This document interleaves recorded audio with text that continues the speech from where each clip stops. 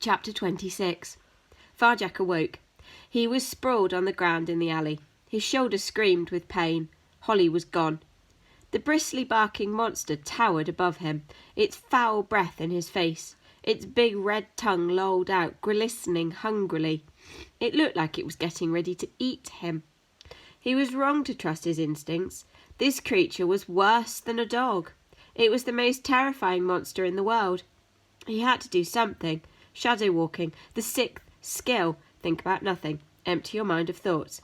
Varjak concentrated. Nothing. But it wasn't that easy. The pain in his shoulder filled his mind. He couldn't do it. He couldn't shadow walk. Varjak looked up desperately at the narrow brick walls of the alley. It felt as if they were closing in on him. If only he could get to the ledge. He tried to stand up, but it hurt too much. There was no escape now. It was all over. The monster's drooling mouth opened wide. "Kludge," it said in a deep, deep voice. Varjak stared, helpless. It blinked those cloudy eyes, then licked itself. "Kludge," it repeated. Varjak scratched his ears, not quite sure what he was hearing. "Is that your name?" he said. "Kludge." It panted. A shy smile appeared at the corner of its mouth. "Kludge," it affirmed. Varjak smiled back. Maybe Kludge wasn't going to eat him after all. "Varjak," he said. "I'm Varjak." Varjak. Varjak. Varjak. Varjak. "That's right, Kludge. I'm Varjak." "Varjak, Varjak, Varjak," barked Kludge. "You got it. Varjak, Varjak, Varjak." Varjak gingerly shifted his weight onto his front paws. His shoulder twinged, though not as badly as before, and he flopped back onto the ground. Kludge reached down to lick the wounded shoulder. His big black eyes were cloudy with worry. "Sorry, Varjak," he sighed. "Didn't mean to hurt." "That's okay. I should have run like the other cats." "Kludge was scared. Varjak not scared?" "No," he smiled. He was beginning to like this great big creature. Kludge looked fierce, but he seemed gentle inside. "Kludge alone," he sniffed. "Everyone run from Kludge. Kludge no friends." Varjak looked into Kludge's eyes again. He could see it all there. He recognised it. His pain, his fear, his loneliness. "It's all right, Kludge," he said quietly. "You're not alone.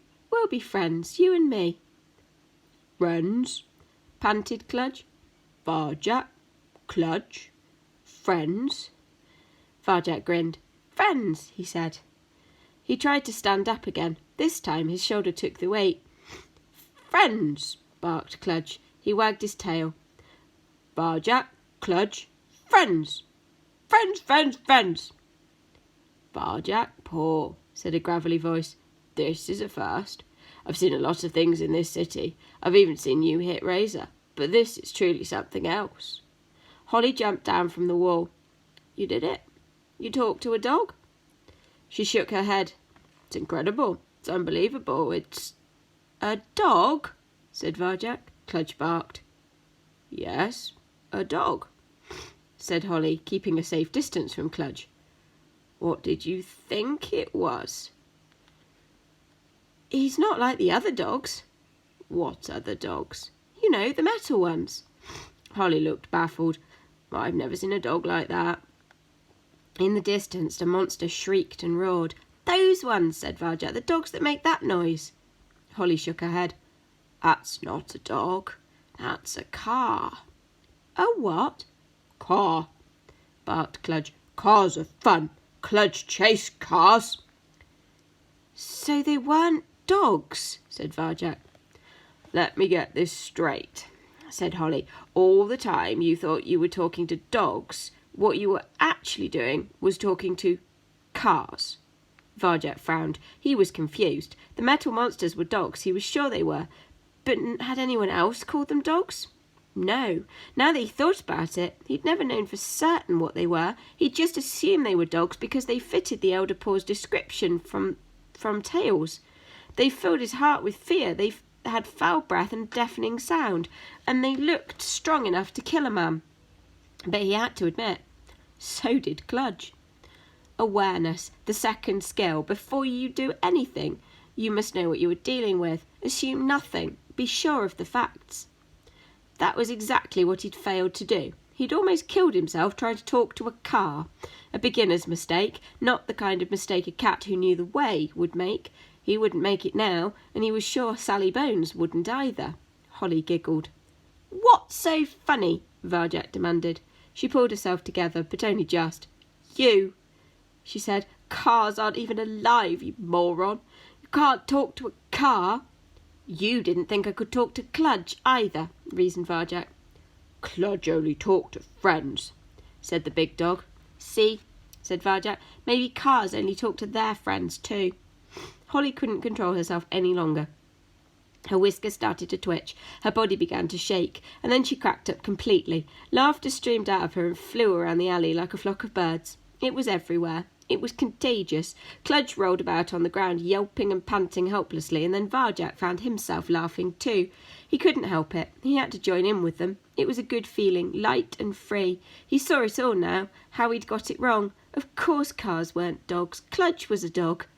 Kludge was a dog? Varjak stopped laughing. Kludge was a dog. With a dog, he could still save his family from the gentleman and his cats, if only there was time.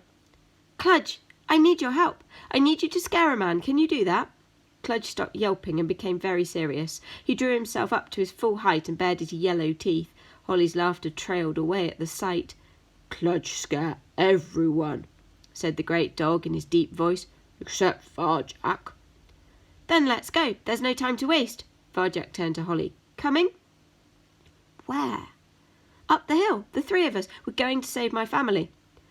"This is mad," said Holly, "but no one messes with Sally Bones and gets away with it. We're not safe in this city any more." She stood up. "So, all right, Mr. Paw, lead the way. Where you go, I go."